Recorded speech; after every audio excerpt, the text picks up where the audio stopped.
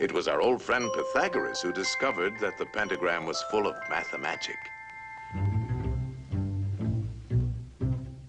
The two shorter lines combined exactly equal the third. And this line shows the magic proportions of the famous golden section. The second and third lines exactly equal the fourth. Once again, we have the golden section.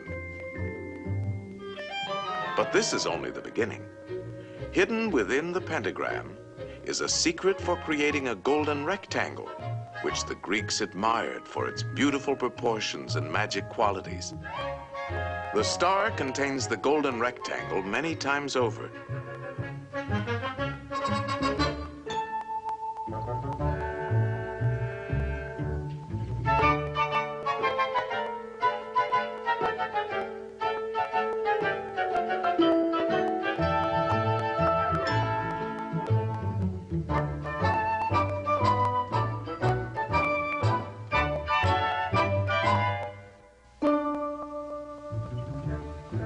It's a most remarkable shape.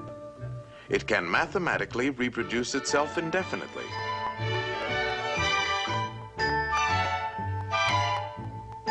All these rectangles have exactly the same proportions.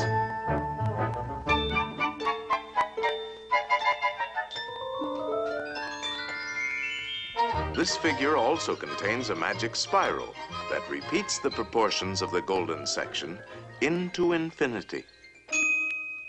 To the Greeks, the golden rectangle represented a mathematical law of beauty. We find it in their classical architecture.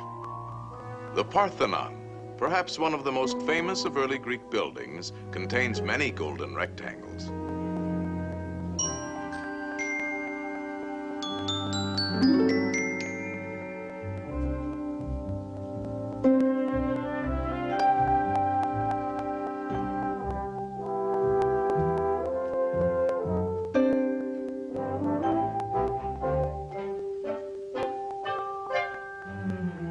These same golden proportions are also found in their sculpture.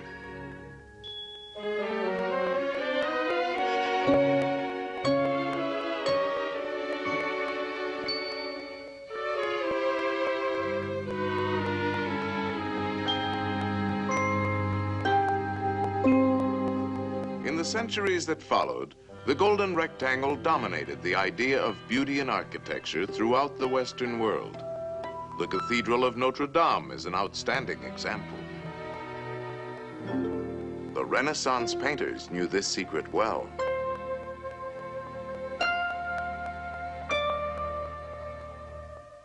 Today, the golden rectangle is very much a part of our modern world.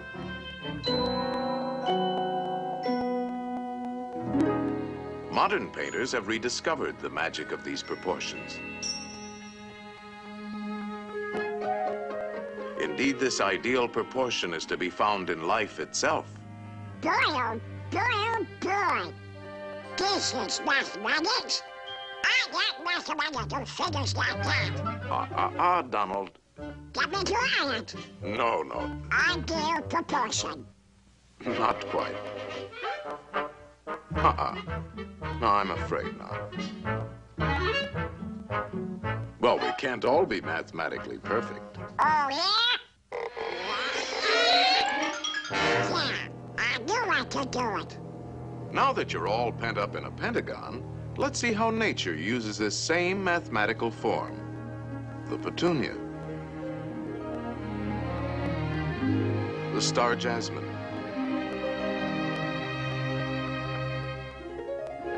The starfish.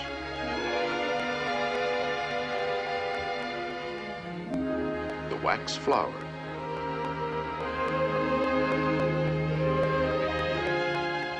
There are literally thousands of members in good standing in nature's Pythagorean Society of the Star.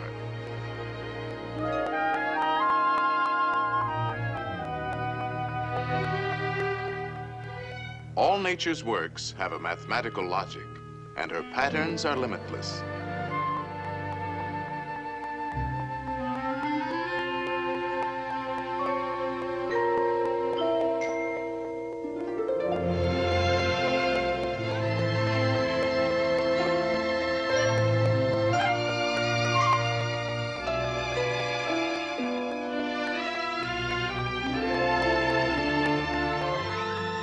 magic proportions of the golden section are often found in the spirals of nature's designs.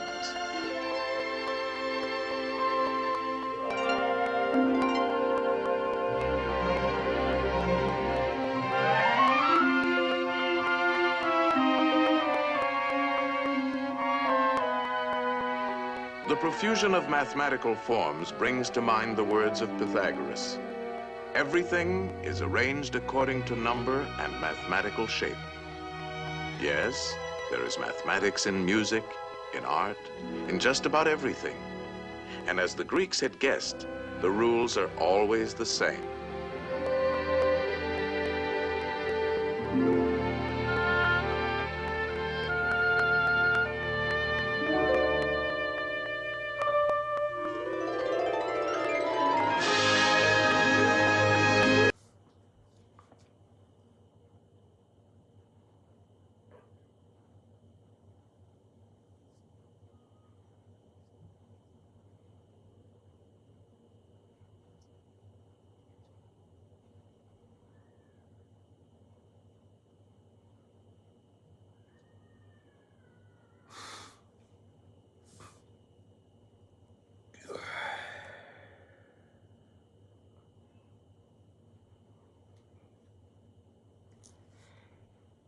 Emptiness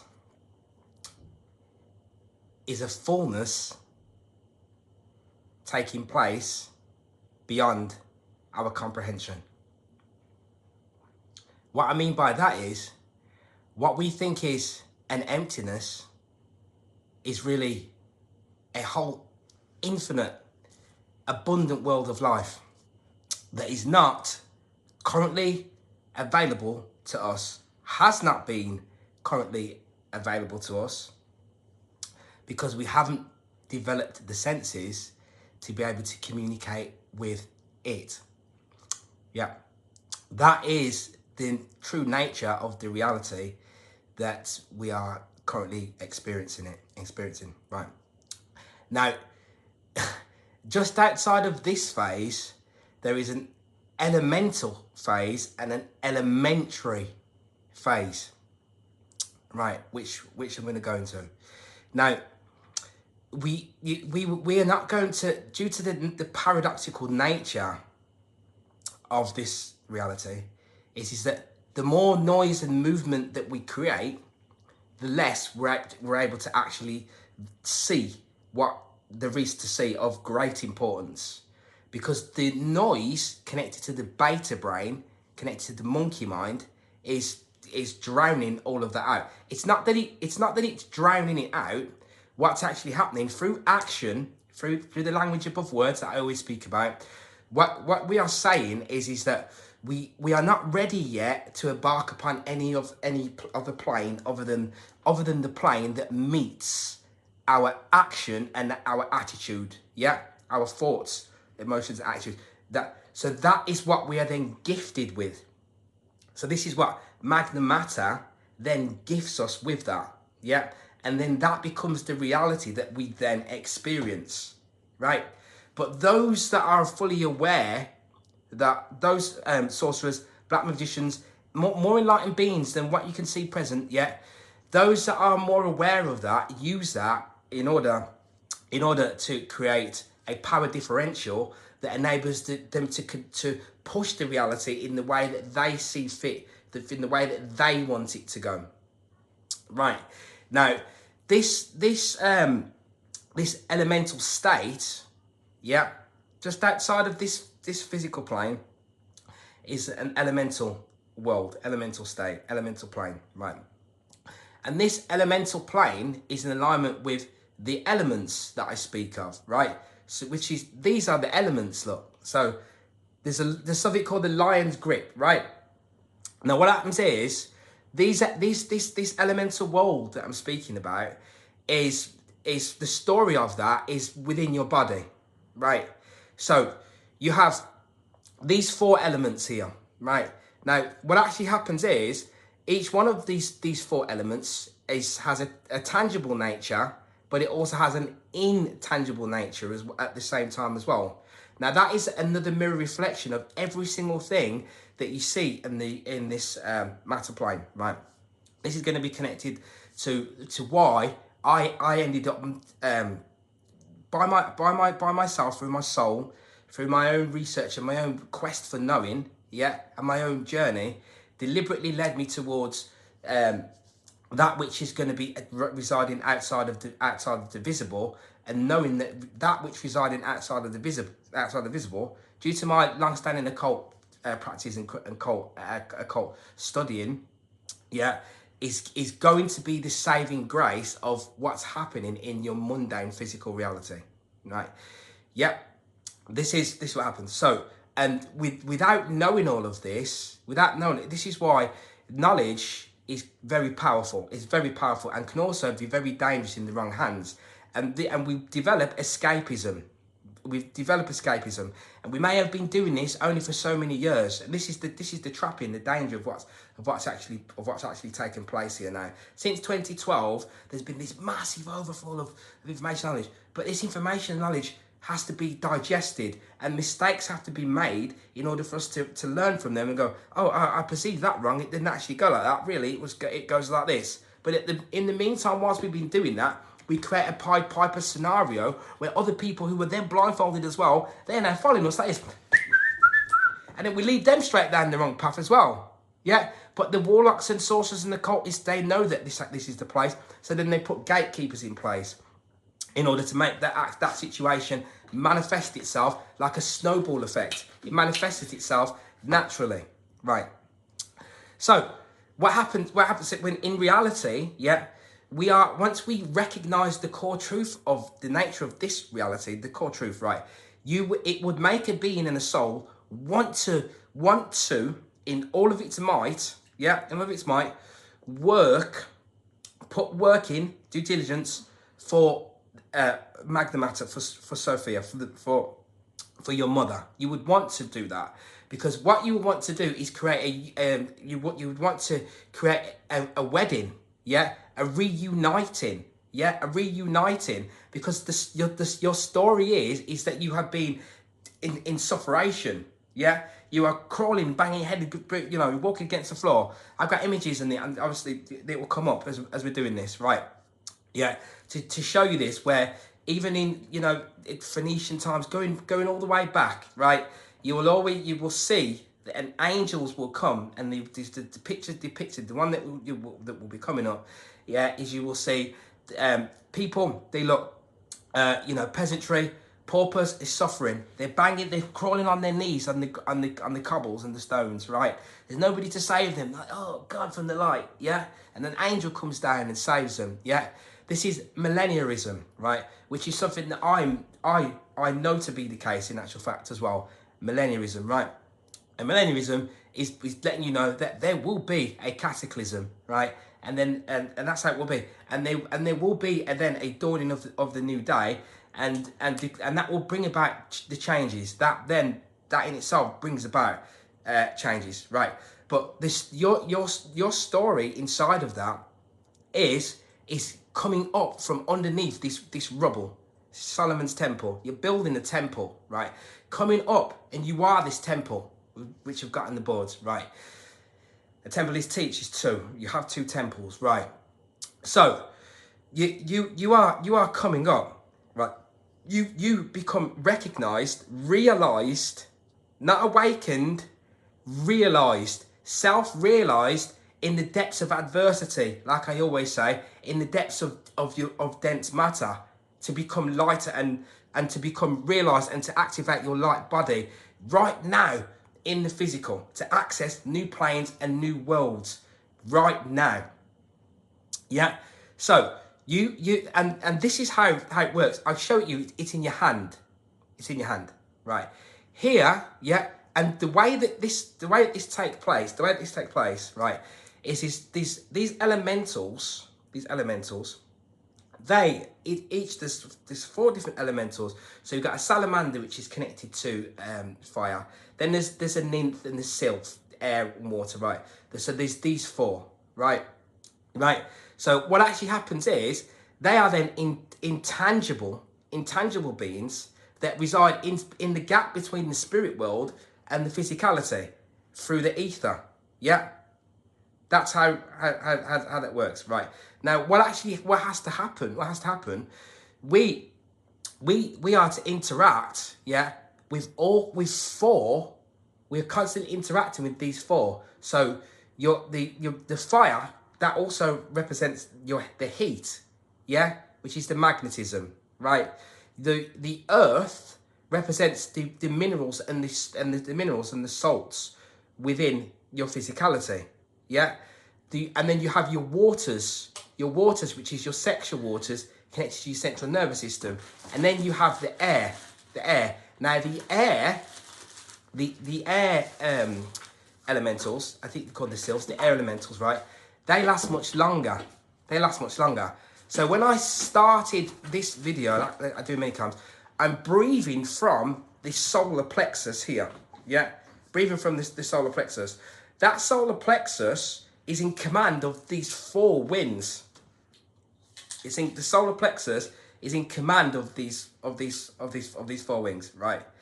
These four winds are these four elements, right? And these four elements then are in your hands, here like this, right? So, and they manifest themselves in many ways. So, we have like the carbon, oxygen, hydrogen, and nitrogen. The nitrogen is connected to the fire, yeah. But nitrogen, don't go too far track. Is, as I didn't cover on the last one fully, I didn't get to go all the way through. Nitrogen fields, which is elementals, right? Nitrogen fields. Nitrogen is in association with purple. The purple that you keep seeing in the sky is the dawning of this plasma event that is taking place. And I know that it is taking place because I have been studying it and watching it for several years now, and talking about it and watching how people interact with it, right? And watching how people's thought pattern is towards it and things that people say and speak about other things, not realising they're actually talking about that. Now, it's the purple you see in the sky is the oxygen and nitrogen gases, yeah, being ionised. These gases, right? The gases, nano gases, oxygen, hydrogen, nitrogen. Now, the nitrogen gases, they are purple. The nitrogen converts into, we generate ammonia through NH, and not nitrogen and hydrogen, to create a clean fuel source, but it also provides you with your fuel, with your foods. They couldn't give you the food without the nitrogen gases. The nitrogen gases, they do that, and then what happens is, they then go, there's a full circular loop continuous happening here. The nitrogen fields, they then revert back into the atmosphere to be reused again. There's something else. That's how the nitrogen field cycle works. But these are gases that drop down in order to form an ammonia, which also then creates the amino acid, which is the building block of life, which is why they are the AM, which is again mama, yeah, AM, which is going to give you 5, which is the 5th element, which is the ether, right? So this is the soul, the little one here, and this little one can communicate with all 4 of these individually. If you notice, it's the only one that can really do that. The other 4, they can't really do that. But this form represents the 5th. This is the 5th element. The 5th element is the plasma being, the plasma etheric being, which is the quintessence, which is what you are raising up to naturally, and at the same time, consciously and subconsciously raising up to being. This being here. Yeah. And he interacted, and that's why through action you can see I'm interacting with each finger with the thumb. The thumb is going dum, dum, dum, interacting with each finger. And the reason it's doing that is to let you know that you are to merge with each one of those 4 elemental spheres. Yeah, that's how this is actually working itself, right? Now, these elementals, right? they can be, they are at war with themselves until you unify them. Until you unify them. And that's what gives you the pyramid. I've done that, I've shown it on a different video before. That's what gives you the pyramid. If you look at the pyramid and the face down, you'll see 1, 2, 3, 4, and then there's a fifth in the center. And that fifth jumps up, yeah, because the dead thing is raised to life on the 5 points of contact. Yeah. A dead thing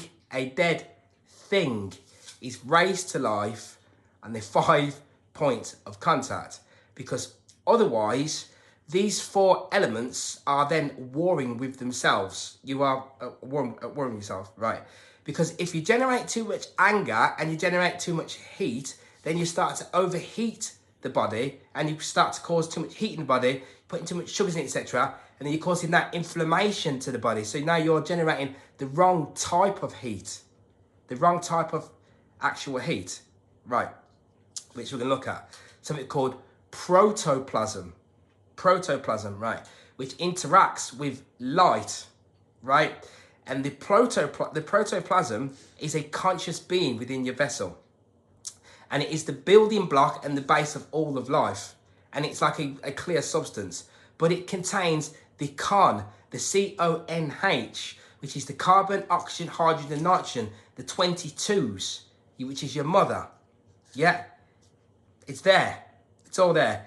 Done previously on other boards. So this is why I'm working with these nano gases, because they are the building block of life through protoplasm, yeah, and they are intertwined with gases. This is facts. We don't only like truth, right? They intertwine with the gases in the atmosphere. They intertwine with the gases in the atmosphere, and in your body they work in a vortex spiral scenario, yeah, and they're stimulated by different things, and other things cause them to die off. But they are fully conscious within the vessel, yeah. If they meet a toxic barrier, then they won't go into that area until there's enough of them together that they become strong enough that they start to penetrate that and break through that as a living, working organism working in your vessel as a flowing, which you're gonna see. You're gonna see because I can put a video up, right? Fantastic experiment in 1954. Yeah, this is how the nature of this place is working, right? But again, so proto is first, and the plasma is organized form, yeah. And what you will see on protoplasm inside the living organism is just absolutely mind blowing, right? And that is the way that things work. So what actually happens then, is moving on to that, is we then have elementals, but what we also have is elementaries, right? We create elementary beings, right? Now, elementary beings. Now, this is how what's happening is the moving mirror is constantly projecting a physical version of events deliberately, because we're not realizing that through thought and emotion, over a duration, we develop and create form. We make things come to life. That's the way that this actually works. We don't realize that, and I'm going to give you an example of that, right? So what actually happens is an elementary is an artificial form, entity form that we create, yeah, known as an incubus or a succubus, and they will follow you around, right? These other elementals that we're speaking about, they have they take on half spirit and half human form, but we cannot see them because we haven't developed the senses in order to be able to recognize it. As I was saying previously, we haven't been able to gain those senses to fully recognize, right? So because of that, we are stuck and trapped. But the ego makes us think that we somehow cracked it, when in reality we're only just really becoming realized right now. We've only just been taking information in, external information about the external reality, but we have not been diving in really to the core depths of the internal processes and the metaphysical planes that reside outside of this, right? So just want to just touch on this, and then I'll go on to, and then we'll look at the actual protoplasm. So as I was saying, so what actually happens, right, is that we create these elementals. We create these elementary for these forms, and they come, like I say, as the artificial beings, and they're incubus and succubus. We create this is why beings vampire upon their own energy field. You get you vampire upon yourself. Yeah, because what actually happens is, which is what we're witnessing. Some of the things I've written down here because I don't want to miss out anything, and I have that much just always coming in and out of my mind that I have to write it down, and I don't like to miss anything out, right? Because where we are at now, if any being that cannot recognise the need for unification is dead. You are dead, a dead being, and we have been, because of the imbalances that have been given to beings over the past this last awakening since 2012. Yeah, for someone like myself who was already doing this before that, I've seen an imbalance, a love and light, right brain imbalance has been installed into us to make us not want to look at knowledge and information. That even though you look and think, there's other people go, look, there's all these other things. The government's doing this, Illuminati, all this, blah, blah, blah, blah, blah. Yeah, so now I'm recognising all that. But it goes so much more deeper than that. Because we have to recognise that you are a piece of shit. You're a piece of shit. I am a piece of shit. You were a piece of shit, hopefully, if you've been doing the work. And I was a piece of shit. I can put my hands up and say, that is what I was. Right, that is what you is. And that is only going to come to you through recognising through the mirror, through the dark night of the soul. Yeah, because of you was hampered and drowned within these vices. It has to be this way in order for this game to be played. In order for this to play out, for the moving mirror, the artificial moving mirror to play out, it has to be like, because the artificial moving mirror is just taking advantage of this particular scenario, yeah, set for an immortal being that chooses to know what it's like to be in total separation and to be in total imperfect and to crystallize in imperfection as a supreme light. Crystallized light, frozen light, crystallized as the diamond from exercising the ghost in the shell. Yeah, serious. You fall as that diamond. Everything is here. So it's in the cards. It's in the pack of cards. It's there. Yeah, deliberately. The occult nature of reality was always deliberately in our faces, waiting for us to find it. It's the same even with the plasma event. Yeah, that they're giving you clues all the time, so that some beings know what to do and they will survive it. Yeah, that's just the way it is. So what I've written, right? What we're manifesting is a manifestation of sickness, right? In the biomagnetic field. Yeah, the movie insinuates and encourages a situation as the field directly manifests reality. Yeah. See, because your field directly manifests reality, yeah. It's like, going back, someone like other people who passed would have called it like a lodestone. Other old occultists in other generation times gone by. Someone like Manly P. Hall, for example, would say that you've got a holding the lodestone. Each being is holding the lodestone within them, right? And in the Egyptian mystery schools and all the rest of it, that's where it comes from, the magnetism. Yeah, through being able to conduct one's energy currency, yeah, in alignment with your sex is one of the main ways, right? So this is why we're a piece of shit, yeah, because we didn't realise how to operate in a harmless fashion rather than operating in a harmful fashion, yeah, because of the workings of the way that your field works as well. It will pull you into those scenarios so that you become like that. Yeah, so that you become like that. So this is how we have confusion, right? Because then people go, oh, you're all the same, you know. Subconsciously, people tell you that. Oh, you've got to watch out. No, don't trust no one. You know, you don't trust them. You can never ever trust anyone. You just look after yourself and you just get your head down. Blah blah blah blah blah. And then they're going behind your back. Then they're going to the next person to talk about you. I will say this and that about you, right? That you're this and you're that and you're that, right? And that is where that comes from, because of the diminished self-worth that we've developed through the depletion of the biomagnetic field. Yeah. So I want to just quickly, and I can show you how it works through the elementary, the incubus and succubus, for example. So what happens is this. So a child, this is what they call this baby powder, Johnson's and Johnson's, right? I'm an ultra sensitive being, so this is how I knew about this, because I had someone use this around me once, right, not long ago, and what it done is I could feel it. I mean, there's a lot of people talk now about, I want to decalcify my pineal gland, I want to do this, I want to do that, take mushrooms and so on and so forth. But it isn't just about, it's about your densities, yeah, densities, etc. I never really had to use much for me to jump onto the astral, right? I just used the breathing techniques incoming from the solar plexus, right?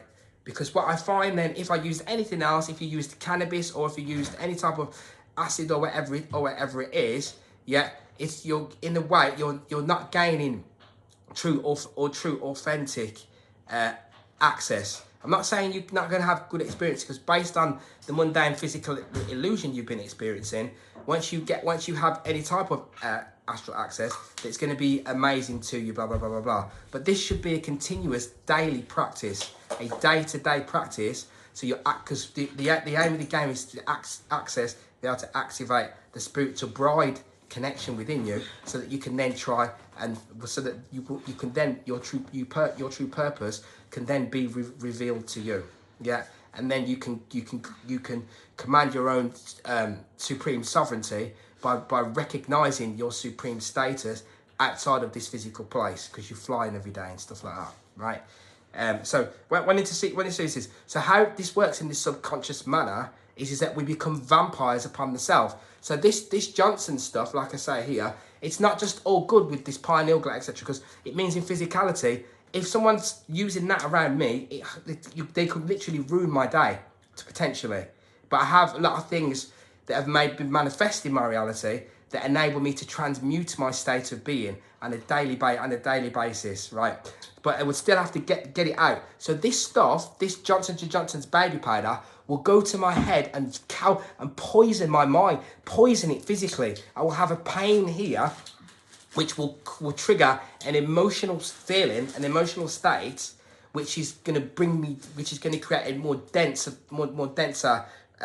perception of reality, more denser feel to the reality for me. So then I'm going to become more dense, and it's going to take me off of that lighter plane, and I'm not going to be able to, my antenna's not going to be able to receive the same information that it was receiving, because now I'm worrying about, because now I'm feeling there's an incoming harm, which is putting me back in a transverse effect. Yeah. Now, what does this say here? Right. So we're saying that depletion of the biomagnetic field is all that needs to happen, and that is why we've lived in this place like this. That is the answer for it, right? So here it says, you remember, they're going to put this on a baby's bottom, right? And it's going to go, all the particles are going to go everywhere on this baby. They did it to you. They did it to me. This is what they did to you, right? To get you to deplete your biomagnetic field, because it will protect you from infection and mental, physical, and emotional, right? But look at this here. Keep powder away from your child's nose and mouth. Inhalation can cause breathing problems, right? Avoid contact with eyes. Keep out of reach of children for external use only. Close tightly after use, right? And you see, that's just talc and perfume.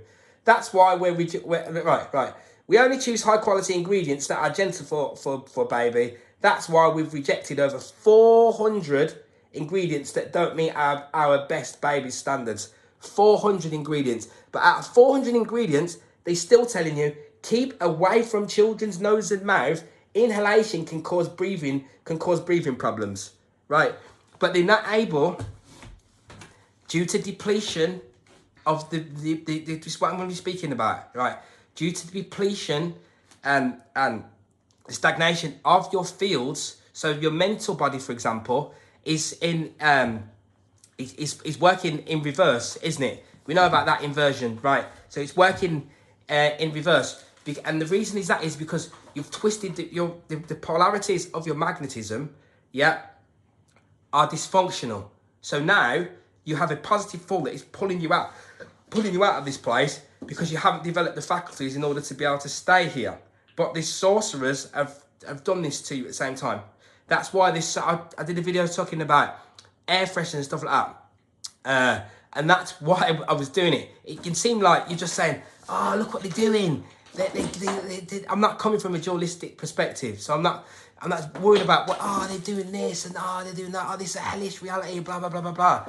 No, I'm just giving you the metaphysical occult science. Not just you. I'm just expelling the metaphysical and occult nature of the reality and the manipulation of the movie mirror behind it in order to hide and suppress a supreme immortal being from manifesting in the physical that would ruin the game. We wouldn't be able to have played this scenario had this have not taken place, right? And how great is it to be able to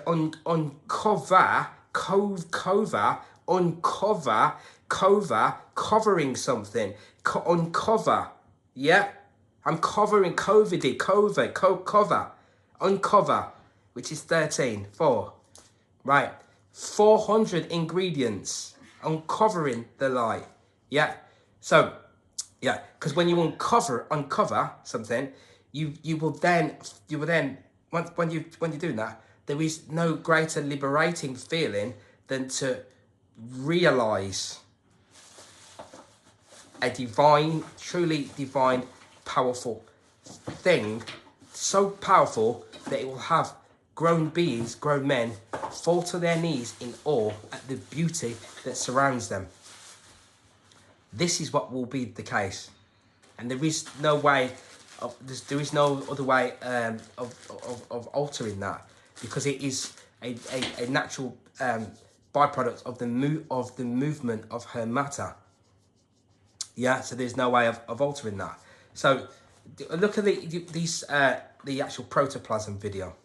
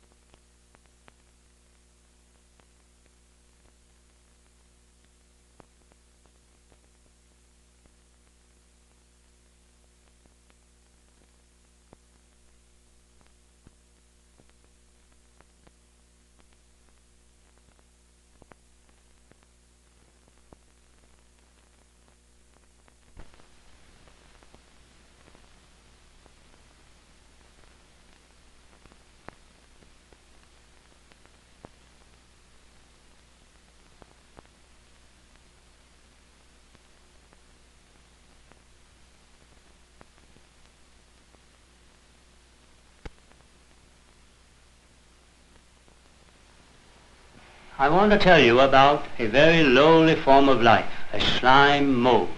It is the present-day counterpart of the primordial ooze that appeared on Earth many, many eons ago.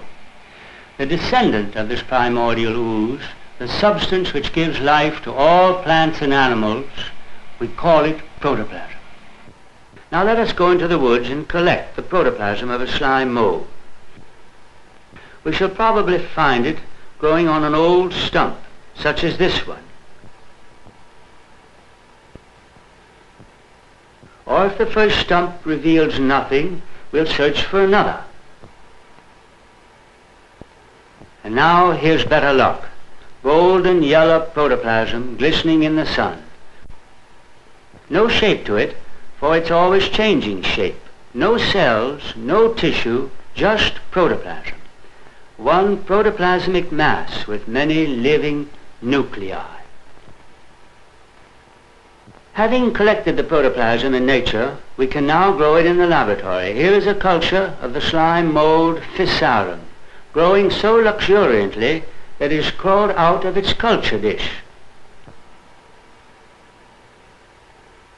Note here this hanging thread of protoplasm on the left, with a mass of protoplasm on the end of it. It reveals the tensile strength of the living substance. And all the while the protoplasm is flowing up and down in this living thread.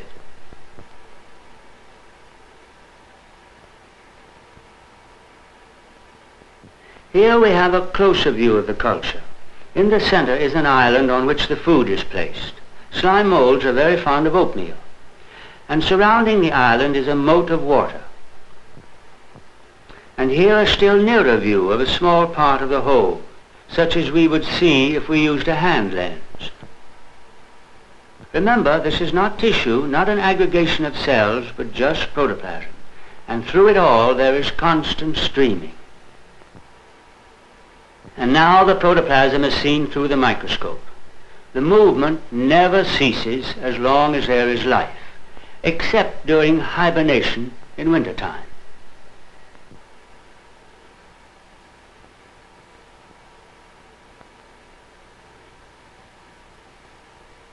Here is a younger portion of the plasmodium. Could we but understand the cause of this constant movement, we should be nearer to an understanding of what life is. The protoplasm here flows all over the surface. Later, definite channels will be established. The granules which you see are nuclei, fat droplets, vacuoles, and bits of food.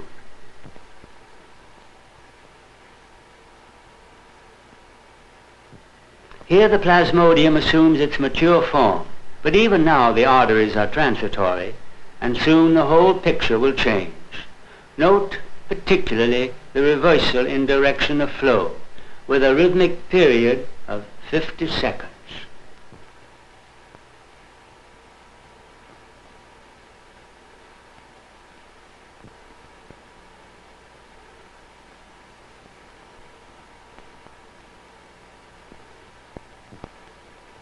We shall now indulge in some work in microdissection. Here are several types of micromanipulators in which glass needles are clamped and controlled. Our problem is to prove that protoplasm is elastic. We prove it by tearing protoplasm with needles, just as a surgeon dissects the human body. And for this operation we must have a pair of delicate needles made either in a tiny flame such as this, or better yet with the aid of a hot platinum wire. And now let us compare this microdissection needle with a good new sewing needle.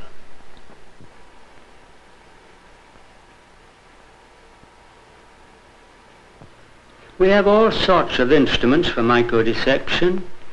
Here is a double needle holder used as forceps.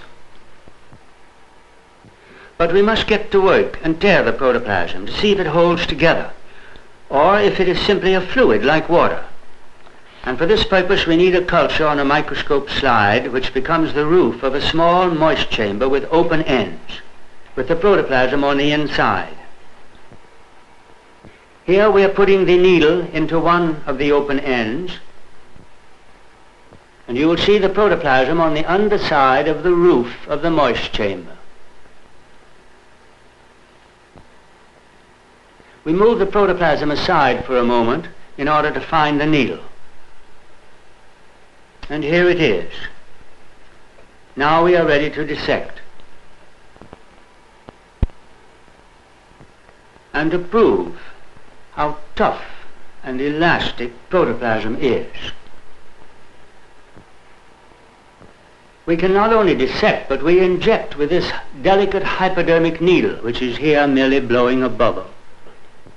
Let us inject a toxic salt, and you will see the protoplasm suddenly stop. Beyond, out of the picture, the protoplasm flows on as before.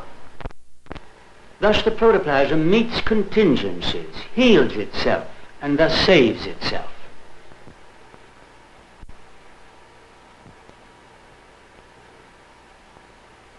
We turn now to a typical medical problem, anesthesia. When the normal protoplasm is treated with carbon dioxide, it slowly goes to sleep.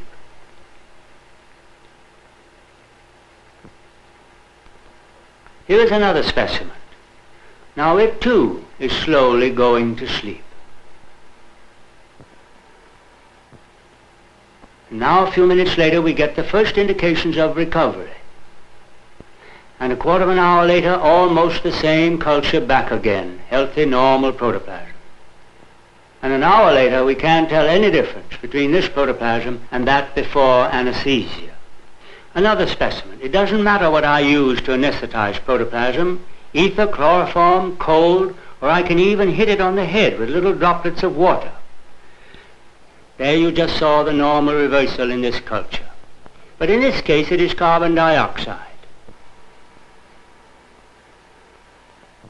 But now the gas is on. Watch it. So sudden a cessation of flow could occur only if the protoplasm has solidified. Here is still another patient under high magnification. We made a discovery that the rhythmic forces in protoplasm are even more basic than the flow. For when the protoplasm recovers, it doesn't just start flowing, it resumes as though it had been flowing all the while. In a moment now, the protoplasm slowly quiets down. Note that there is a slight nervous shock just before anesthesia takes place.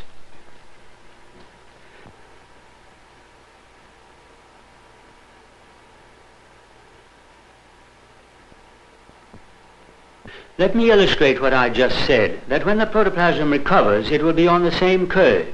The rhythm has continued underneath, so to speak, even though the protoplasm has been asleep. There is still something going on. We must be very close indeed to the question, what is life?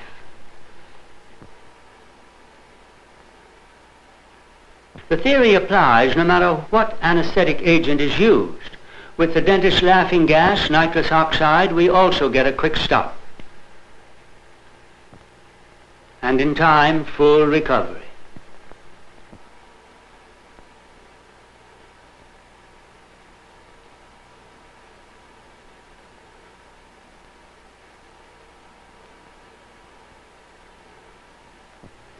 Anesthesia by electric shock is known, but never used on man. It is too dangerous. The electrical setup is a little complicated, for we must know voltage and amperage. The electrodes are of platinum wire, which are now being put into position. 30 volts are first administered, but the shock is insufficient. You see the electrodes coming into place. Now the upper one, and now the shock.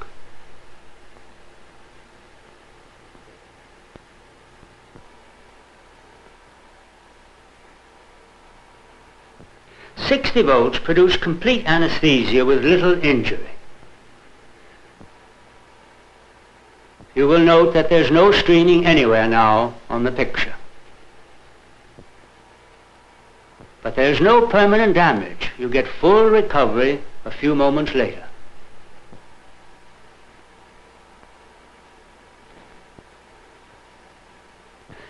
Let us see what a higher voltage will do.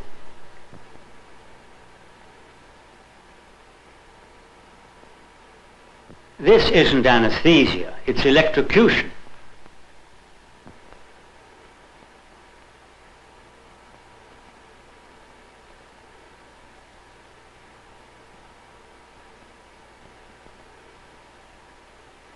I have done much work on toxicity, observing the effects of poisons. Here's what sulfur dioxide does to protoplasm.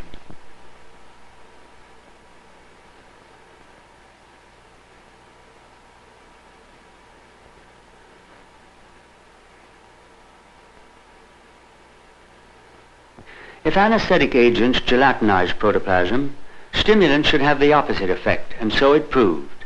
They liquefy protoplasm.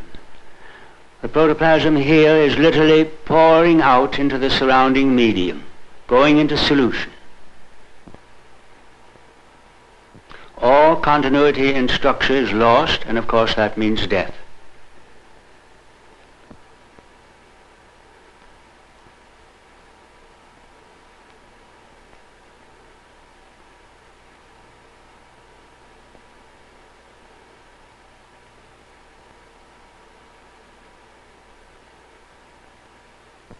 Theobromine is a close relative of caffeine, a stimulant, and it too disintegrates protoplasm. As before, the slime mold is going into solution in the surrounding water.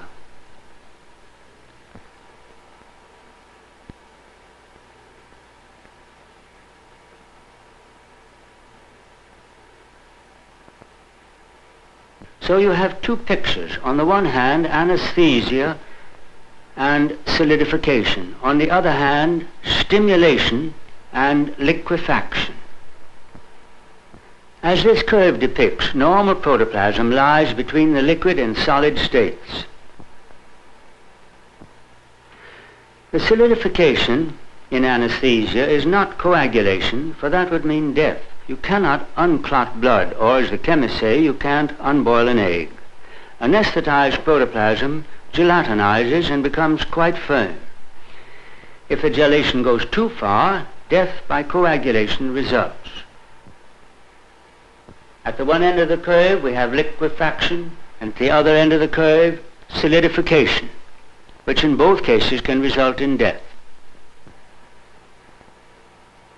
In order to test the theory, I tried heroin, and this was a surprise. I'd always thought morphine and heroin to be depressants, and so I expected the protoplasm to gelate, to become firm.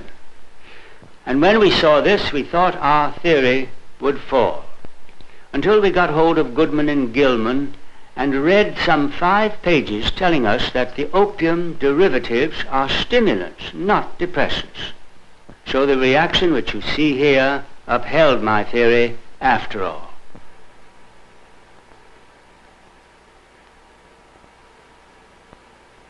An extraordinarily interesting problem is the fusion of 2 droplets of protoplasm. Now, egg and sperm readily fuse, whereas 2 amoebae can crawl all over each other, but they never fuse. 2 drops of slime mold protoplasm frequently go together. But when and why they do, and when and why they don't, is a problem.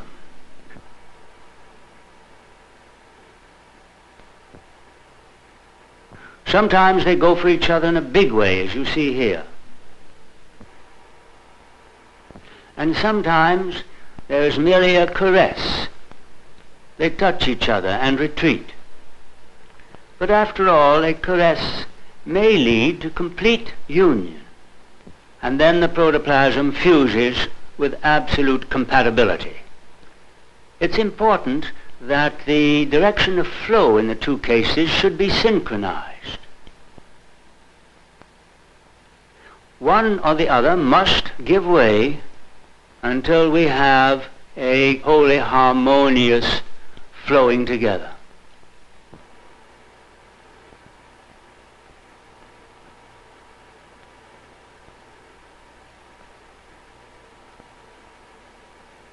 Frequently, 2 plasmodia will gaze at each other literally for hours on end, as those 2 did, and then finally cross at one point. Once they decide that they like each other, then the fusion is complete. Notice between these 2 you have a strip of no man's land where fusion never occurs. It took quite a lot of thinking to understand why that should be true. But I believe there's a toxic substance secreted that fills in that space, and they simply won't cross each other's toxic area.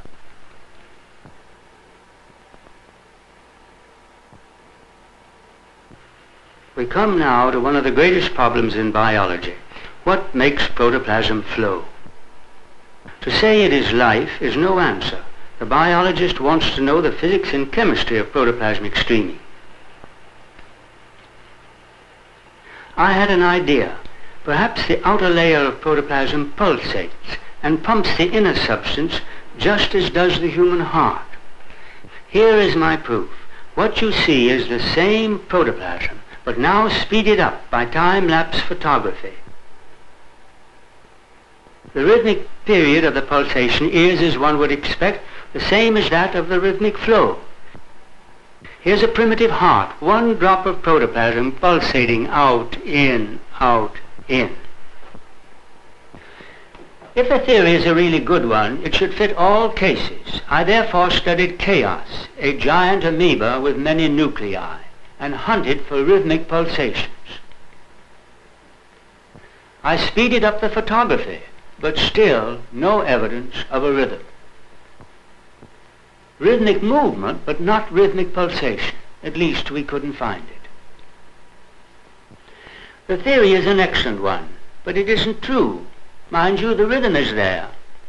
Rhythmical motion is a fundamental property of living matter, but it is not the cause of the protoplasmic streaming. Both are the result of a rhythmic force which we have not yet discovered.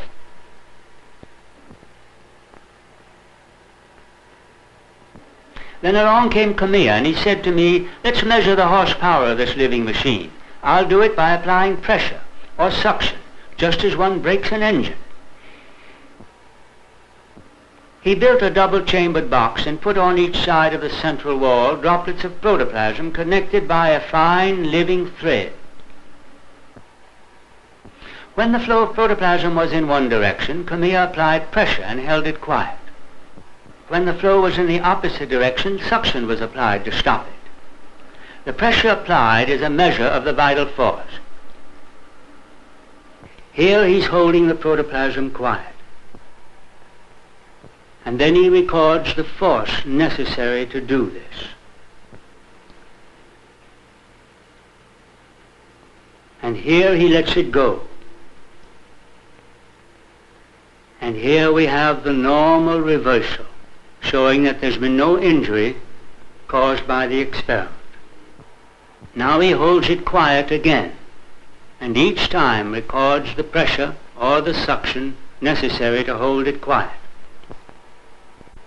From these measurements, Kamiya drew curves which depict the rhythmic flow of protoplasm.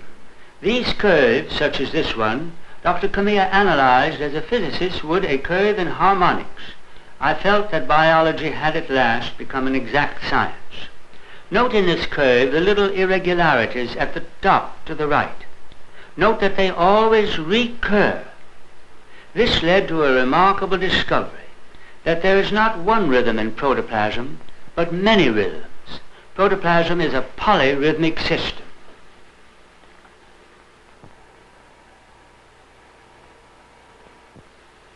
Later in Japan, Dr. Kamiya measured the electrical force or potential of flowing protoplasm and found the same rhythm there as he had found when he measured pressure. In short, mechanical pressure and electrical pressure parallel each other. The meaning of this is far-reaching, but just what it is we have not yet found out, though I have an idea and I shall tell you about it in a moment.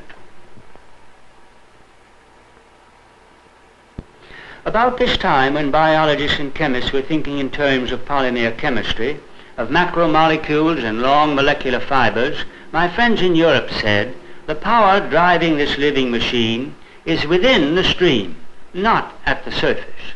It is the flowing molecules themselves, the long accordion-pleated polypeptide chains, which move the stream, or rather they are the stream. These folded molecules open and close and move forward like a caterpillar. If you can imagine seeing at a distance an army of caterpillars coming down the Champs-Élysées, the procession would appear to flow. This is another beautiful theory, but I don't believe it. You can't open and close these molecules so easily.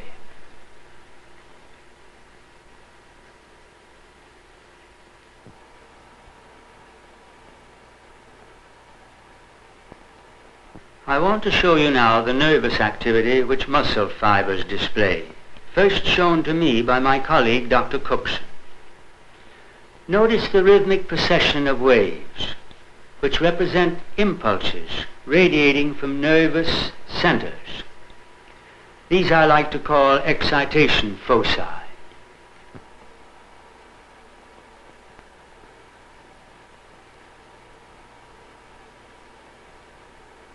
Remember, too, that in a plasmodium there is not one rhythm, but many rhythms, such as you see here.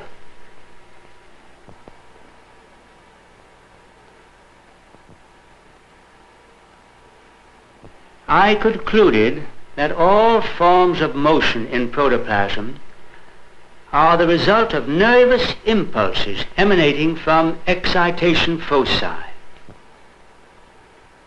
These rhythmic waves in muscle fibers are basically the same as those you saw in the protoplasm of a primitive slime mold. Synchronized with these visible waves are electrical impulses, which can be measured and recorded. Electrical impulses, therefore, are responsible for protoplasmic movement, for the contraction of muscle, and the transmission of messages along nerve fibers. This is my theory, and this is as near as we have gotten to a physical interpretation of life forces.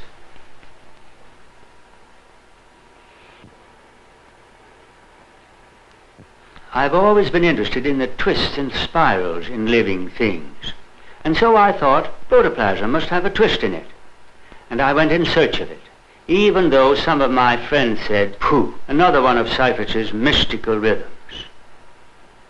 You know, Darcy Thompson, who was a great student of form and growth, studied spirals in animate nature with great care. I, like every biologist, have long wanted to meet Darcy Thompson, but the opportunity did not come until late in life, and of all places on the dance floor at the City Hall in Aberdeen, Scotland. Darcy Thompson, a fine old man, then 80 years of age, was there dancing with a lovely young lady whom I should judge to be about 18 years of age. But the hour was late, past my bedtime, and I took the matter in hand and went on to the dance floor and simply interrupted. Darcy Thompson glared at me and said, "You can't have her." And I'm afraid I was rude, but I said, "I don't want her." Then he said, "What do you want?" And I said, "I just want to meet Darcy Thompson." Well, he said, "All right, who are you?" "Oh," I said, "that doesn't matter. You never heard of me." He said, "Who are you?" I said, "I'm Seyfert." "Oh, yes," he said, "you're the fellow that thinks everything grows in spirals." And I said, "Well, you're an authority on growth, doesn't it?" He said, "Of course it does, but you thought you discovered something." And now this is how we proved that protoplasm goes in spirals.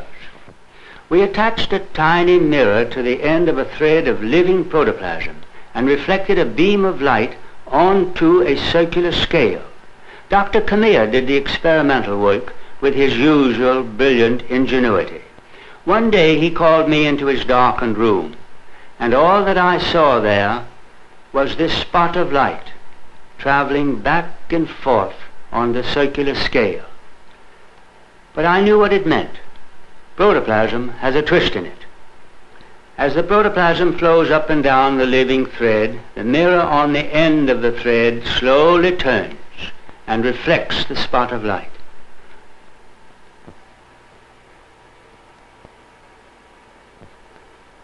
And so we show that all life has a twist in it.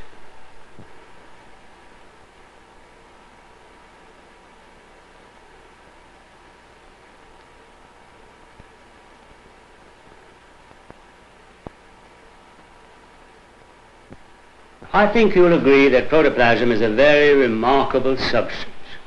Often I talk about it as if it had intelligence, and my colleagues raise their eyebrows. I don't say it is intelligent, but it does often do the intelligent thing. And after all, we are made of protoplasm.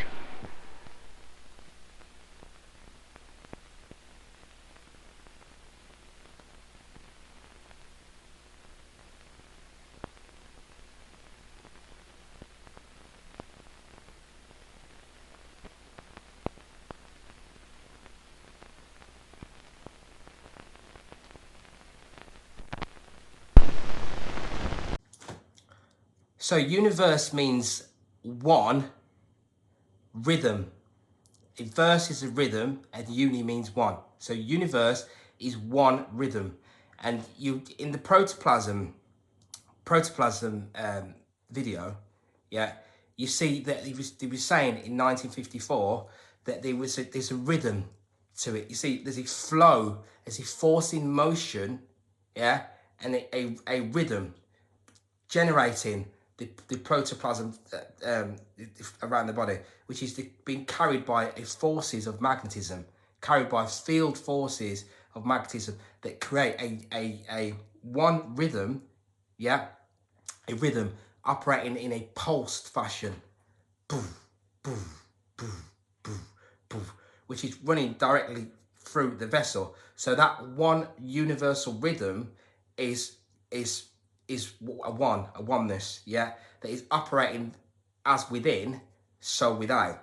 So that universal rhythm, the way you've got the luminaries and the planets, so in this movement, yeah, is the same action that is happening. It's the same action that's happening here, yeah. So that's so you can see that, and the basis of life is those compounds, those components, yeah. The carbon, oxygen, hydrogen, nitrogen. I used to speak about a few years ago. We talk about the body is only trying to source these three substances: the carbon, the CHO. It was carbon, hydrogen, and oxygen as a form for generating energy.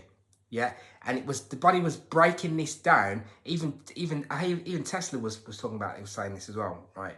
The body was breaking everything down to get to the CHO.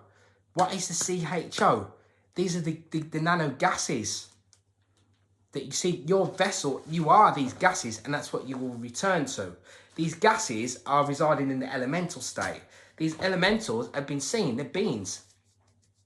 They're beings, but the elementaries, as we were saying, are thought for beings, that thought form beings that we've created as incubus and succubus. And people think these archons, these archons come around. It's not archons come around. It's what you create, what we created because of our dense, dead, dumbed down mind. I have a dead mind connected to deep, which is residing with demons and gnomes. Yeah, gnomes. And I think one of them is depicted as a gnome and an elemental.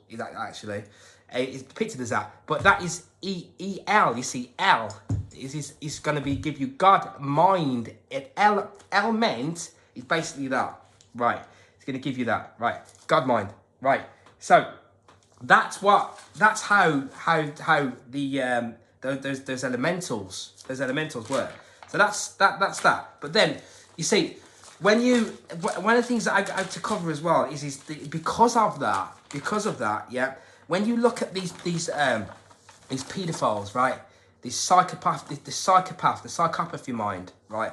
The psychopathy mind, right, is a mental state. Is like it tries to find weaknesses in others, right? And what it will do is it will always deflect and say that others are doing what it is doing, right?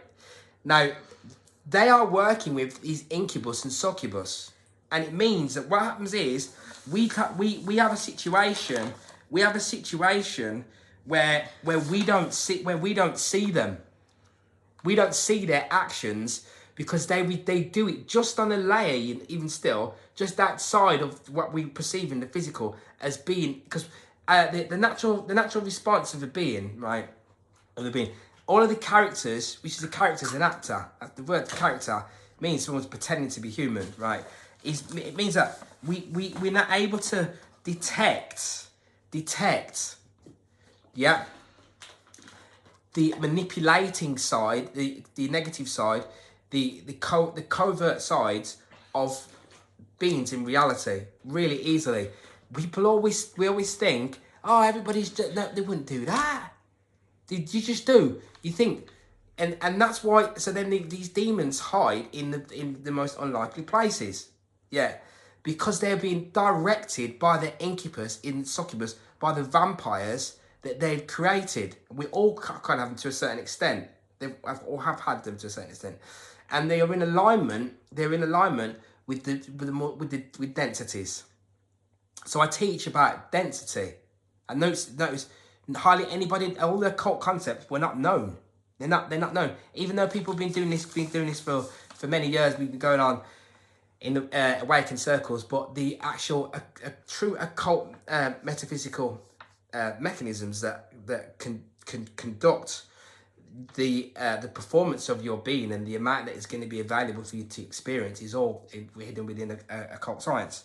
So, yeah, you have a situation in the society, in this game, this movie game society, right? Commanded. The directors of that are psychopaths, right? Simple as that. So they will say things to you. Are you doing, you're right, you're doing everything, you have to do everything asked of you. Right, are you doing, as you doing everything that's asked of him? Right, are you doing everything that's asked of you? Because obviously they sold you into slavery for your birth certificate, they have you down as this delinquent, lost at sea, right? So they've taken your crown, right? Because you believe in it, believe in it, yeah? Because you are creating through your lodestones, you're creating through your own internal vessel, for yourself. So by putting the mirror up in front of you, I heard quite a few people as well going on about the mirror, which was good.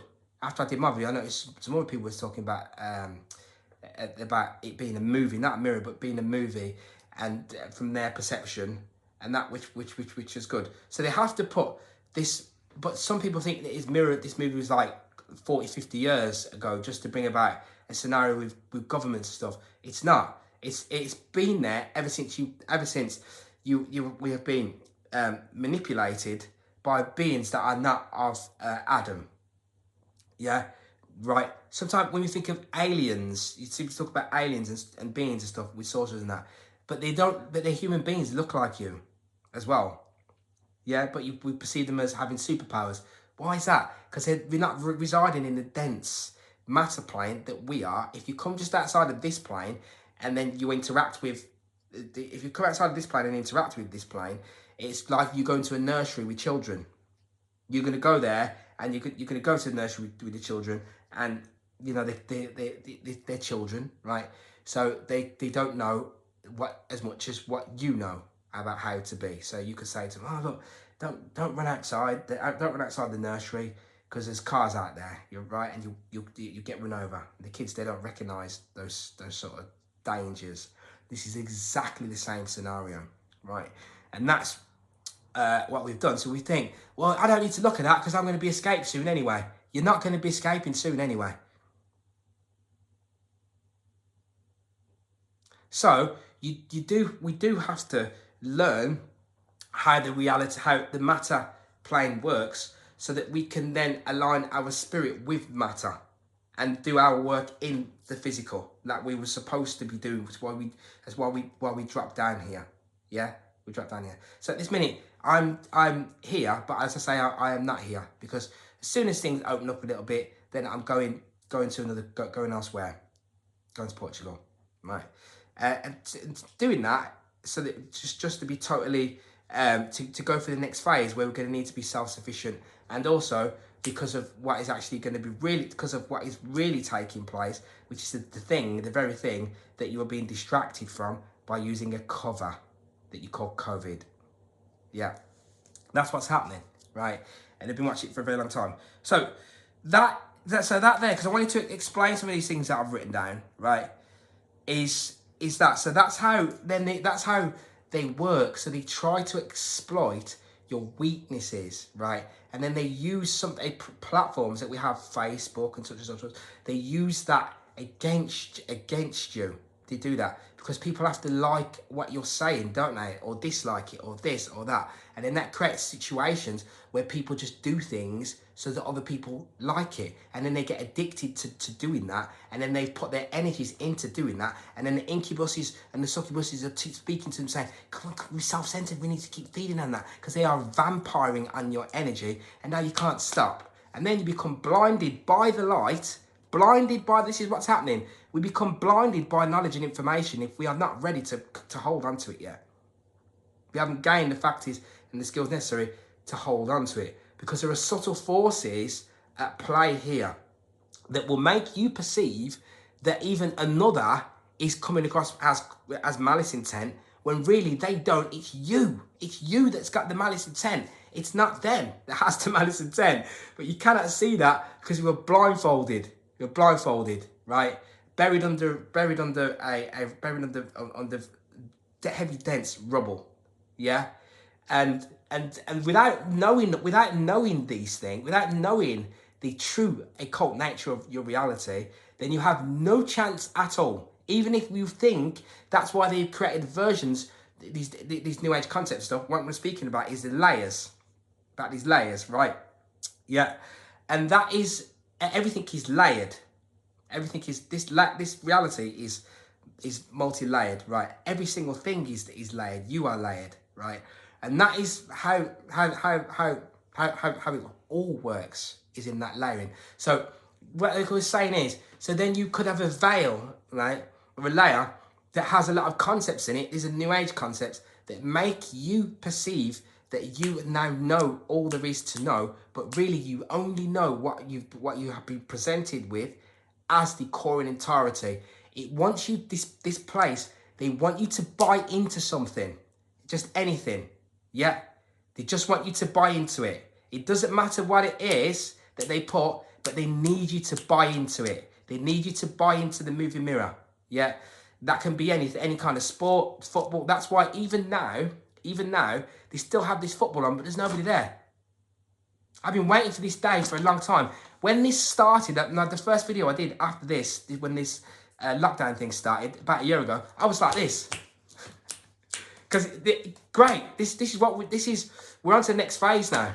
For people that deal with occultism like I do, occult faith, this is it. Because I've already faced victory in death, so I'm not perceiving the reality in the same way that it is being perceived by most beings, yeah?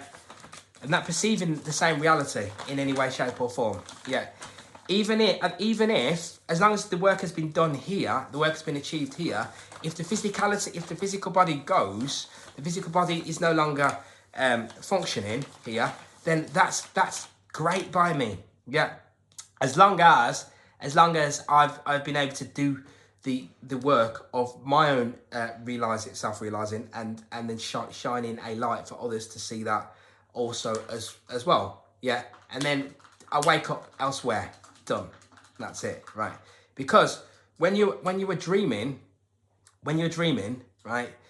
You sometimes you go to sleep and you dream, right? And then when you go to sleep and you dream, you may be in a dream and you think, God, this is just so different to where I usually am. It wasn't me. It wasn't. It was you, but it was you and another. It was you in another plane, another dimensional plane. Because there is 7 of you. Yep, 7 of you. Right. These are new age concepts that have been hidden, right? Have been co-opted, but then obviously they're in. But then we bring them back into the area of truth, right? So there is 7 of you. The same way you have 7 major main organs. One of the things that I wanted to quickly say about this lion's grip, the reason it's called a lion's grip, a lion is a symbol for the soul because it sees in the dark. Right, yeah. So you have these 7 layers, and I do feel and know that if there was these 7 layers, right? Let's write it down. So no, if there was a lion around a heavily pregnant woman, I would say, right, yeah, if someone says to me, do you think, I would say, after what you said, I would say that the lion will definitely go for, if there was me and the woman standing there, pregnant woman, if the lion was hungry, right, or whatever it was, it will go for me before it goes for the pregnant woman. I could pretty much guarantee it. And the lion is also the symbol for the true human being as well, is because the lion operates within the animal kingdom, within the animal realms, the animal world, and that's why it says that you was a piece of shit, right? And I am a piece of shit. That's why I say that about us, right? Because that's how you diminish the false ego. It's a way you have to realize you are not this super great. Everybody loves you and everybody wants to hear what you got to say. You're a piece of shit, yeah. Because you came from the lesser animal world with your lower animal body. But then even an animal is neither good or bad.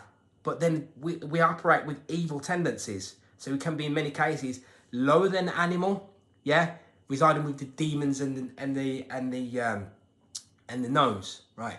And that's manifests a situation that win. Because if you imagine, right, there are many people that they think that it's acceptable to make other people have to go to work, right? We think it's acceptable. You think it's acceptable to have to make people come on. Like on the 22nd of February, you'll see a ritual, in this place, because it's the city of London, financial capital of this game, and that's where it will start. It starts from, right?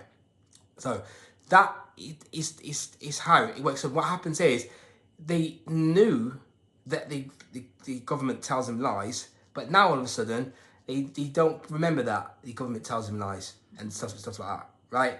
So that is an act of total evil because somebody's holding you under duress. But then you say, oh no, it's fine, it's perfectly okay, normal to do that. So you buy into demonic evil ideologies.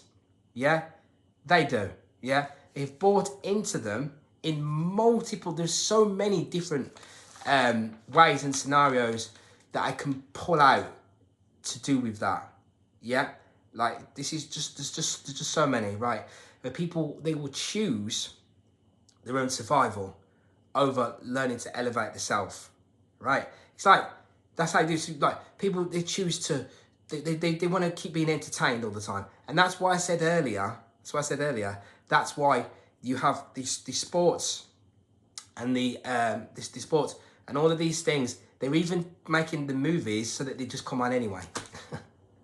They have to do that because they have to reflect back the reality. There was a really good article that I wanted to put in the previous video. I haven't been able to do it. I'll probably do it on another one, next one, and it just explains how the mirror operates, how they use the mirror within the media, yeah, to bring about the scenarios, to bring about how they want things to manifest, is how they make you perceive the reality that they want you to be perceiving in that particular moment that they want you to. They make things happen. They make things happen, yeah, that they want you to see. So they're never going to present something to you that they don't want you to see. They're only ever going to present to you how they want you to be. That's what they do, and they present to you situations of what they want you to perceive reality to be like, yeah? So it's not just about scaring people, about creating fear, but it's also they'll play scenarios out so that to make you think, well, that's how, yeah. So then you see that, and then you mirror it in your own.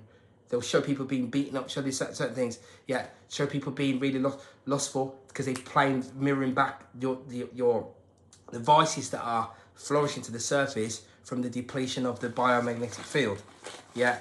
So that's how they do that. So I was saying about these layers, right? So you have 7 layers, right? In alignment with your 7 organs, right? You then have 7 layers. There are 7 layers of the skin, yeah. 7 layers of the skin, and each layer, yeah, is operating a different function, and each can be in alignment with each organ. So when you put something on the skin, yeah,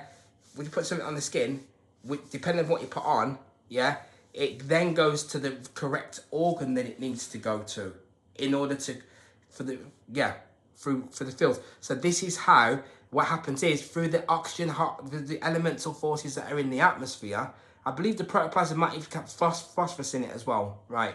Through the elemental components that are in the atmosphere, as in a gassy state, which means you can't see them because they're vibrating much faster, so they have more energy, so they're capable of doing, they have more application, more powers than what we have in the lower physicality, until we raise up out of this, yeah. So then, what's actually happening is when you put certain fields on your skin, yeah. So for example, if you put the ADAs during, so what happens is if you slip up and you ejaculate, right, then what happens is now the body is having to use so much energy, and it also releases certain hormones that make you, these hormones, they release them, prolactin and stuff, they make you tired. And this is what I'm saying. The chemicals in alignment with the senses, which are connected to magnetism, and that's why the lion wouldn't go for the pregnant woman as much, because it will sense, because it will get put. It's like when you put. It's like if I download something into the lion. It's like I inject it with something and make it just go all sort of lovey, yeah, or change its state totally. That's what Sophia does. Mother Nature, that's what she does through magnetism. But you can't see it. You can only spot it through wisdom, right? And through the third eye, right? and they can only feel it, yeah? And that's what happens. And you can get that with that's what happens with the plasma. When you start to use, when you start to raise your magnetism, even my partner will tell you, can tell you these things. And she's not doing the works that I'm doing, but she's still doing some works because she's using these, this alchemy. She's using these things. And she has used certain plasmas to the point now where if we watch them move, I'm going to show a video of it as well. When you watch certain plasma, there's certain gans moving, then your heart starts going. Yeah, because what we think is a separation is not really separate. Yeah, and I can show you. So even the protoplasm has interaction with the Schumann resonance, Schumann rays. Yeah, and they've done it and through the experiments, and it alters it, not through the heat, because he made sure there was no heat, and I can read it to you and show it to you. I can show you the knowledge on that. Yeah, but it's through the light spectrum, and it was the red light and the blue light. They also create sound. There's the way that you can do it with glass, yeah, and you can put your ear to it and listen to it, and you'll hear sound coming. You'll hear sound coming through because you've got. So everything is working like in this rhythmic pattern, and that's why we have organelles in the cells as well. It's little organs. What does an organ do? It plays musical notes. What is the protoplasm doing? It's operating and moving in a pulsing rhythmic fashion throughout the vessel, sustaining the life of the cell. Yeah. So you have 7 layers of the skin, right? But you also then have this seven layering of the skin. I'm going to show some on here, and then I'll show some on the I'm going to show some on the actual screen at the same time as well. There's the 7 layers of the skin, right? But at the same time, right? Yeah, there, which you can just see because there's a light shining on it. You can just see. You don't see that. That's me, right? There's 7 layers anyway. So you got the seven layer in here, right? 7 layers there. Now I'm going to show that on here anyway, so it can be seen. So you'll be able to see it properly. But there's some things that I'm going to show in a totally different format. But the reason that I'm stating that is because through syncretism, you'll see then. Let me just turn this down a little bit. You'll see how everything is then all intertwined and all interconnected. So then you can just see there. There's these layers here, right? Yeah. So there's 7 layers of that skin, which is pulling in energy from the atmosphere through the elemental phase and through the gaseous phase. Now, then moving forward, you have 7 bodies. Yeah. Now, these 7 metaphysical bodies are connected to the layers. You've got the stratosphere, the heliosphere, right? The layers, the matter layers up high. These 7 layers, right? They are connected to those. When you sleep, that gives you access to some of the other layerings of your own being. Yeah? Because you as a multidimensional being then are operating this upon, you're doing this similar thing. They call it, they have it in the quantum science, quantum. But quantum means like it's to quantify, isn't it? So, but really it can't be really quantified, right? But you are operating, doing this upon multiple different planes. Yeah. Yeah. That's the way that the reality is actually manifesting itself outside of the physical reality. But we are only stuck in the physicality. So, because the emotional field generates cancer fields through the emotional field, the emotional body. Yeah, but we don't know about the emotional body, so we don't know that that's happening. But we are inside of the moving mirror, which is constantly trying to manifest that scenario for us, and then getting us then to actually manifest that scenario, for the self. Because they want you to be in that scenario, yeah? Because obviously then that creates a depletion. But at the same time, that has to happen anyway, because your field of magnetism is going to do that. It's gonna do that. regardless, that will work in that way. Yeah, because you are operating in an area that is pulling and making that happen. Right, now I just want to read something actually from Plato's Cosmology, right? And I'll read it, and the reason is because what I like to do is I do my work, and I like to do it myself, yeah? At the same time as gathering as a sponge, taking information from all angles, right? I like to do my own gnosis, so that I can then discover it, and then I see it in other areas, yeah? Whilst I still learn as well from others. I learn, but at the same time, I like to develop my own gnosis, and that was passed to me from my soul. So sometimes I don't mention this person's name, that person's name, this person's name, that person's name, because I was shown to follow my own dogma and nobody else's, and that has worked, and it's phenomenal. My true self told me that. I have a conversation with the Supreme Being, which is my true self, which directly told me that in about 2011, probably about 2012 or something, 11, 12, right? That you're not to follow anybody's dogma, yeah? And I wasn't even doing none of these videos and stuff like that then, and they didn't have these scenarios then. But at the same time, it's vital that we learn from people that are teaching, yeah? Vital. But at the same time, balance, this is where balance comes in again. This is what I was just saying about that field. It would just take you away. It would just take that energy away, right? So, and that's what with the statement of we have the seven heavens, yeah? 7 heavens. So just because you're experiencing this in this heavier, denser physical reality doesn't mean that you're not having a totally utopian experience, yeah? Elsewhere in this now. Yeah? It's happening, right? It's how things work. So I just want to just read this, right?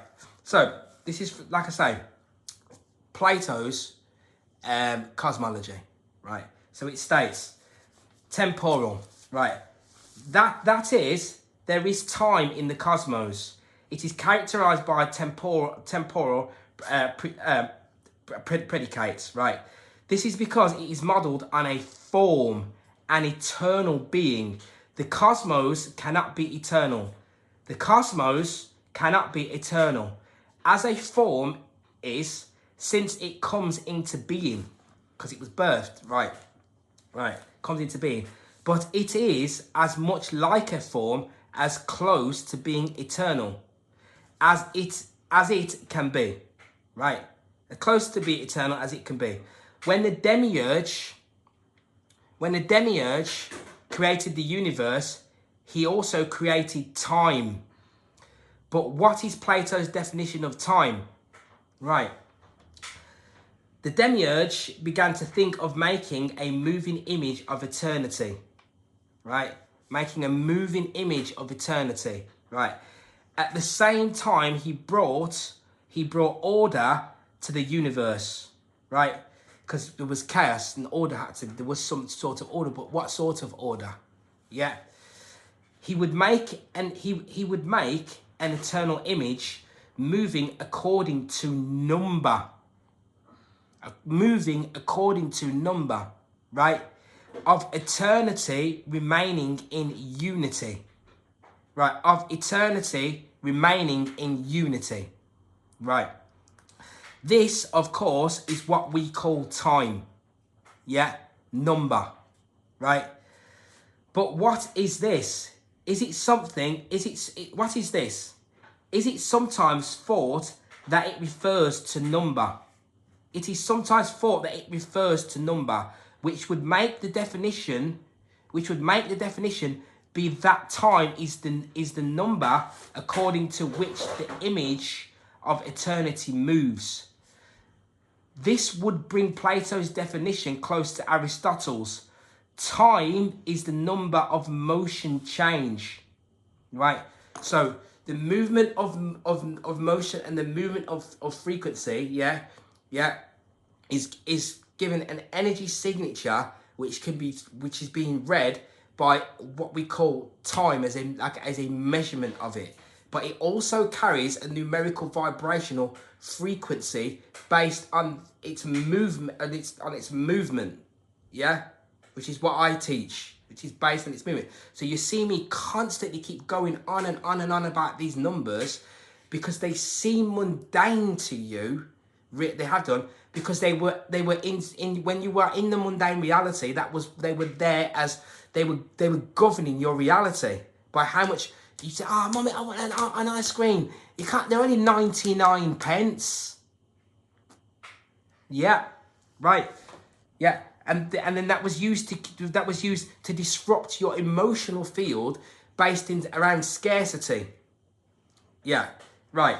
So then it then goes on to say, in respect of before and after, on this physics, on this reading, it is the cosmos that is the moving image of eternity, right? So it's the cosmos that is the moving, right?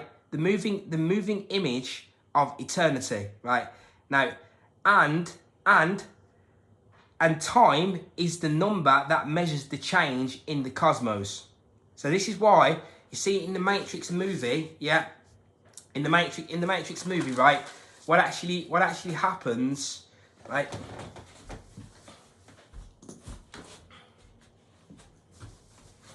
What actually happens in the Matrix movie? I've been holding off the boards for a little while. I've got plenty of boards done down here. I've just been hiding. I like to pull them out. Right, it's a little surprise. Here are my boards. Right now, yeah. So this is what we're saying here. Right, it's a moving image of eternity, and time is a number that measures. That is the number that measures the changes in the cosmos. So you will constantly keep seeing how they use these numbers in order for not just them. This is how the reality works, right? You will keep seeing when they're about to make an alteration or a change to something, the numbers. So I was saying in the Matrix movie, yeah, in the Matrix movie, yeah, matrice. You might know this by now. Matrice in French means matrix, right? Potentially, not everybody's gonna know some of these things, and there's always new things that are able to bring through, right? So what I was just stating there, is that the Matrix movie, in the Matrix movie, yeah, when Neo starts to be able to see through the Matrix, yeah, what actually happens is that he starts to see the numbers. If you go and look at it, you'll see that. And when I also showed at the start of the Matrix movie, you'll see the numbers 94. The whole wording, the whole date and everything, start the movie, go, I've gone down here somewhere, it will go to 94. 9 and 4 is what it will go to let you know that you are in that world, that demiurgic reality.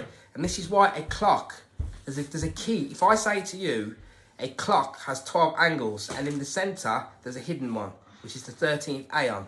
That would be hiding some of the key core secrets of this universe. Yeah? Because you are not in the real, you are not in the real world. You are in the art, you are not in the real universe. There is two. You're not in the real one now. Right. So this one here, yeah, would be governed by number, because number denotes form, yeah, vibration, sound, and color. This is 4, right? That's how it works, and this is a wavelength here that provides sound. Yeah, IRs, yeah, and this wavelength here is 9, because it's 720, as well at the same time in its nanometerage, in its nanometer measurement, right? So that's why it was we just stated that on here, right? So you will see, yeah, that as I continue, I'm just going to continue to read this. As I continue on with this, right, it then goes on, right. So it says that, and time is a number that measures the change in the cosmos, right. But this is sometimes thought. It is sometimes thought that it refers to number. So I was just trying to get my other device because I've got a lot of noise here to put out. I've got to make sure it all comes out. Refers to number, right? It is sometimes thought that it refers to number, which would make the definition, be that time is the number according to which the image of eternity moves. This would bring Plato's definition close to Aristotle's. Yeah, time is the number of motion and change. Right, we read that bit. But this has been traditionally taken to refer to image. And on this reading, Plato's definition is that time is a moving image of eternity. Right, even if Plato's text is grammatically ambiguous, the most plausible way to understand the definition is the traditional one, right? It then goes on to say other passages in the Timaeus make it clear that Plato thought of time as a kind of celestial work clock. That is a certain kind of motion rather than a measure of the actual motion itself, right? Yeah, rather than a measure, yeah, of the motion itself. Yeah, so you are literally on a clock. It's a clock, yeah, and each time it moves, yeah, it's then governed by that numerical vibrational frequency. If you understand it and know exactly where you are and know exactly what it is, then you can begin to start to manifest reality for how you want it to be, or the universe itself, or this place itself will start speaking to you, right? So if I take out some of these bits of papers here, if I take some of these, yeah, like this one, if I take this one here, right, you will see on here, there, every single thing on here, every single thing there, every single thing comes to 3136. 3136. 4s and 9s. Yeah, that's 4s and 9s. 4s and 9s. 3136. Yeah, it doesn't usually might sometimes tell you exactly what time.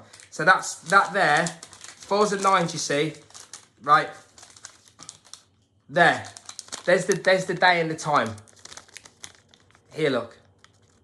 Yeah, 2021. Yeah, 1522. Right, 1522. Right.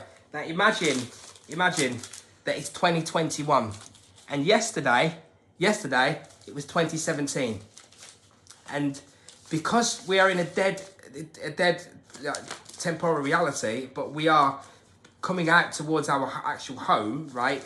Yeah, to our home. Then what's actually happening is the time has sped up, but we don't know. They try to make you not notice this because you're using something called CP time, which is hardly ever questions this, which is the time that we use on these devices. Where does it come from? Who's creating the time that you use on the devices? Instead of the old school Greenwich Mean Time that where I am, that you use on a clock. So this one, again, this one is 2204. 2204, right? 2204. Yeah, and the 6th of the, that's the 6th of the 11th. Look, 2020. 6th of the 11th, 2020. Alan Barrett, that one. I've come to Alan Barrett. There it is there. 2020. Yeah. So, and the thing is, right, it's constant. It's constant. If I go and stay somewhere, then where I go and stay, right, it will have those numbers. So one of the main places that I have to go, yeah, is here to get what I'm getting, right? Look at this. That one, even before I come to the bottom of it, right? I'll show you something. The place where I always have to go, I'll put it there. You can see it. Here.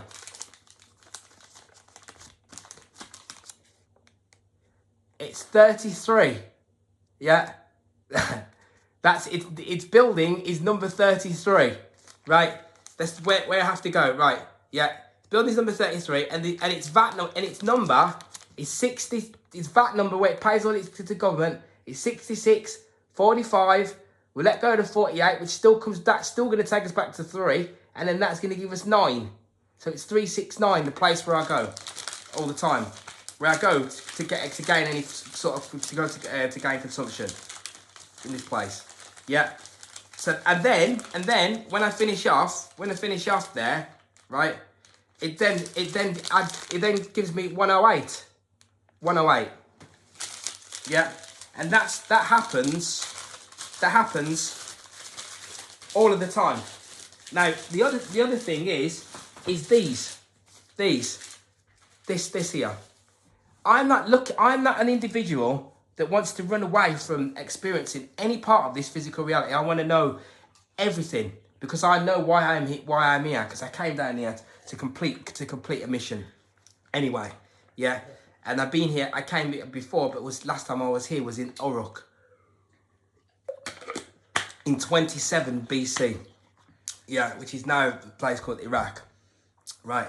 So this here means that I don't ever have to put anything over my face. Never. And I have not put anything over my face over in the UK. Not once, because they don't see me. They don't notice me.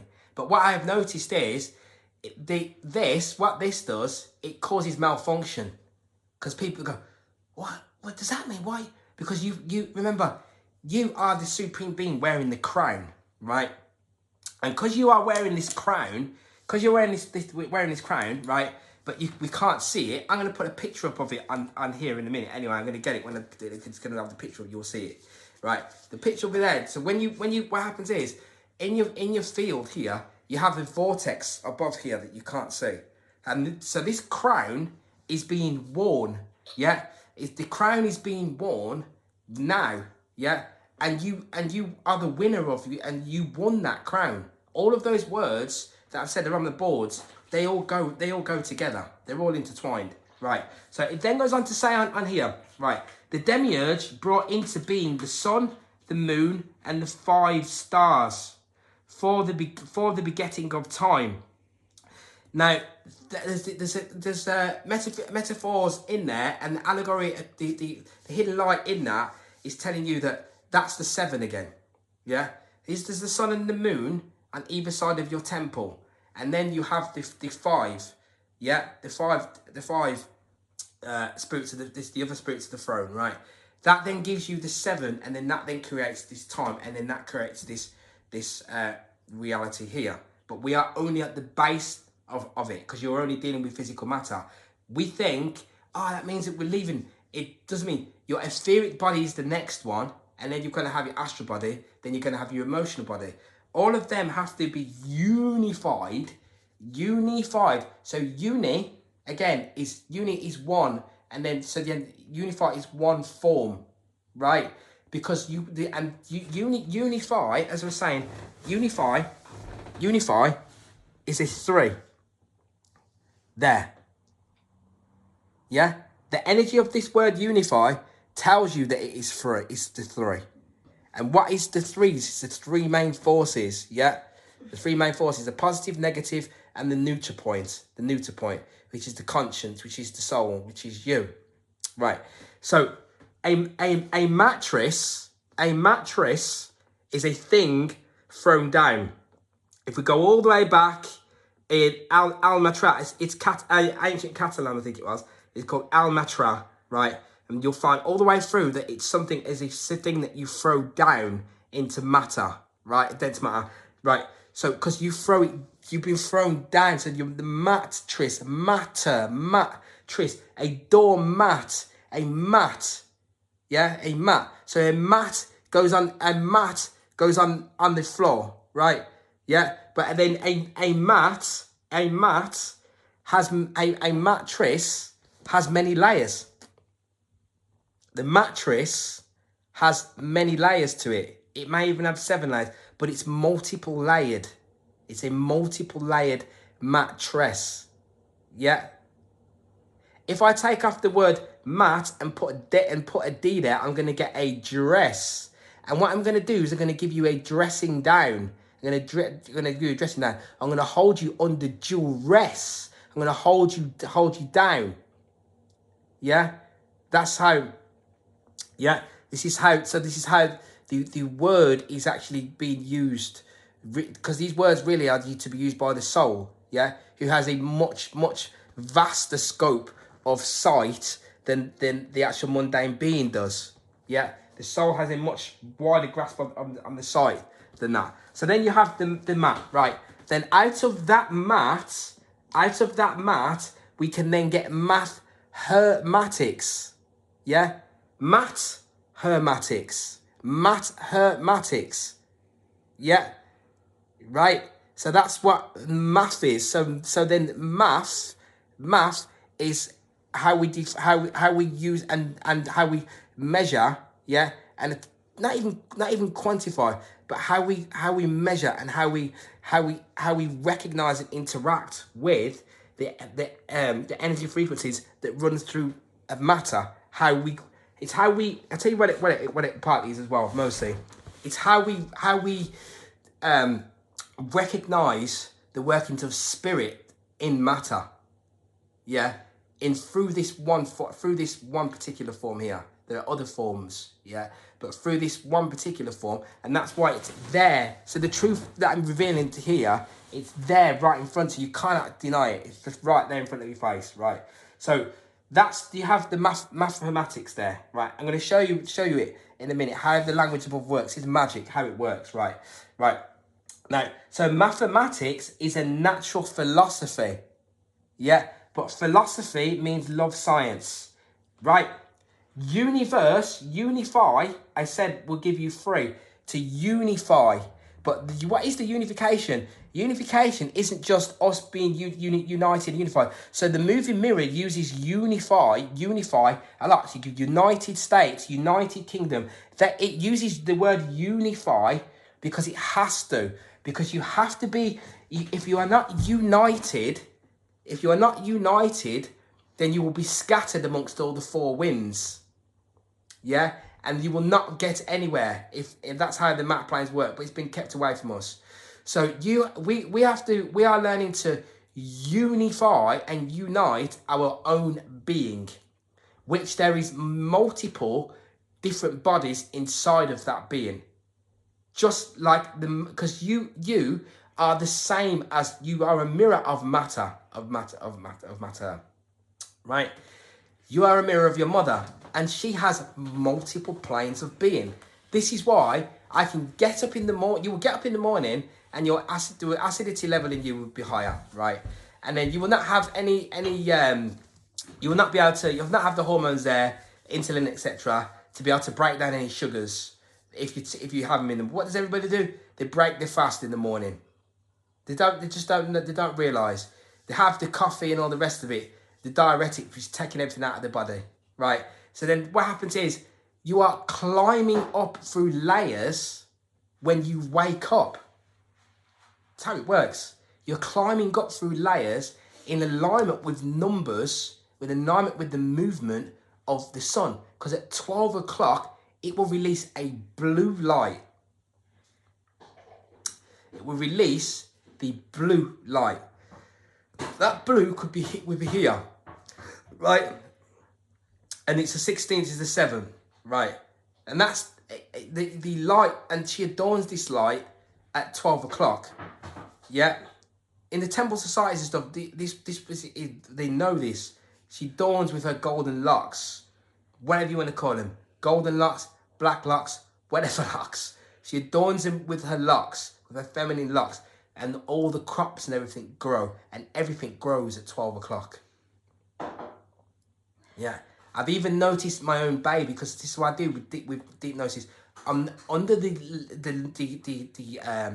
dense mundane layer, I notice that my baby in the womb, or it's not my baby, see, the baby, the soul, what is coming through in my presence, that I am now being able to watch over, right, and learn from, yeah, it starts waking up and moving at 12 o'clock in the daytime. If your digestive system, once this red light pushes everything through, from 12 o'clock is now ready to consume more light. And the light that it's consuming, it wants to consume gases first. Gases. Yeah? So this is why I'm doing with this plasma is pushing it outwards in the whichever way, the best way I can get it out. But at the same time, in order to capture it, it takes work, right? So there's an energy exchange happening there, because what's going to happen ultimately is that beings will start to interact with the elemental phases of matter, like a rock, some of the forms of matter. So they used to say that when a lightning bolt come down and struck a rock, that was because of the war that's happening in the elemental world and the elementals. The elementals, the salamanders and sylphs, etc., and the nymphs, they are real beings. Yeah. You know, I've seen a being myself. I told you before about this big in a box. It was held by a family called the Choviani family, who were a Romany family going back. I think they might have been coming back into Sicily, yeah, into Sicily, which has then got connections with the Aryans from in Iran, Persia, yeah, which is then coming into Iran, right? And these people, like, and then you have some of the others, like this Etruscans and Scythians, etc. And I don't go so much into colours. I've seen people talk about, and then I've seen Etruscans who there were black Etruscans, right, in Italy, black Etruscans, right, because they make you think that there's this out of Africa theory, but there isn't. Yeah, there isn't. So the human being that we see now is a hybrid, right? So I'm just going to do this board, and then we're going to wrap this one up. But I'm going to be putting these out pretty quickly, all of these now, because we're in those moments. So, yeah, you have the then you have matrix layers, yeah, because you are the layered being. So when it says unified being, having the numerology and the numerical vibrational frequency of 3, it's telling you what you need to do in order to become united within your own being, within your own self. If you become united in our own being and our own self, then fear, that is when fear diminishes. But each one must be taught how to do that. And that's why I say beings can't just recognise their external reality. Oh, they give everyone a vaccine, not having that, blah, blah, blah. They'll just get you in another way because you're not united within your own being. You're not recognised and realised of what you are. Right. So, now, when we take something like the word plasm, play, pleasure, yeah, it begins with the PLs, right? A place, right? Now, PL, and you'll see they have companies called PLCs, PL, and this PL for plasma, or play and pleasure, right, takes us back to this 37 here, 3s and 7s. Now, the 3 and 7 will take you back, is 1, which will take you back to the spirit. Remember, this isn't me that's doing this. This is how matter works. Yeah? The mathematical binary code of supreme beings, supreme light, action that creates this physical reality. Yeah. This is how it works, right? So this is how we know, and this is why a few years ago I started drinking the age during it, and that's what I was saying earlier. When you're on the skin, when you use the age during, if you were to ejaculate, what you do is you tip the age during back into the jap site, into the penis, and what I do every single day is use that 9 pH, my own plasma piss, which is sip. So they're telling you to sip your piss. When you develop the consciousness to recognize it, then you'll capture the light. Yeah. When I've done that, I reversed the aging of my brain, and I became much more intelligent based on my own level of intelligence previously. So my wishes were granted to me previously through alignment with my own soul, my own spirit soul, by the astral body work, the etheric body work that I've been doing for many, many years to make that happen, right? So here, yeah, so you've got the PLs, which is 3s and 7s. Now watch this. If I take 37, when we take 37, right, which is 37 really is telling you that it's that spirit. Remember I was talking about 7 and 3, look at this. See this 3 here for unify, and I said you got this, your avatar suit, your 7-layer being, I'm wearing a 7-layer top to match that today. So when I take 37, right, and we times it by 3, we get 111. When I take 37 and then, so 369, right? Now, watch this, what's the magic in this? When you take 37 and times it by 3, yeah, it takes you 111, which takes you straight back to this 3. When you take 37 and you times it by 6, it takes you straight back to 22, it gives you 222, which takes you back to 6. But any time there's a multiplication of a number, that's a magical act, a ripple effect of vibrational frequency happening there. So this is why, and then you see people saying, 666, this is why 666, yeah? There's a ripple effect of your sex, because if I create a ripple effect of your sex energy, and you can't control it, then it will master you, and it will diminish your field, and you will leave this place quick. Because if you can command your sexual energy, then there's no reason for your physicality to diminish. You become an immortal being. You don't need to go anywhere until you're ready to leave this by becoming true. Because what happens is, you become so light here that there is also no need for you to stay here, because you are not captured by a fallen Luciferian light, which is like being blinded by the light in the physical plane. That's what happens to beings. They get blinded by the light in physicality here. And you see it, yeah? You see it a lot. And that's why it is. So people, if they look at my work, like my work, follow everything, I always humbleize myself, but let them know that at the same time, it's not my work. I'm doing my work, the work of the soul, because this is just my physical body. I'm only just borrowing this here. I'm only borrowing this. And that's why when I see demon behavior, I will go to diminish its light. I will go to diminish its light. And it will sometimes pose as saying that I am it. And I recognize it, and I will go to diminish its light. We have to be able to learn to do that, to carry the sword of righteousness. Not with physicality, but through an advanced mind. Yeah? By learning, by teaching them where they are going wrong, showing them the light of the light within their dark actions, because they can't see it because they're wearing a blindfold. So anyway, so here, and then if you do it with the 9, 36 times 9 will take you back to 333, which is going to give you 333 is going to take you back to 9.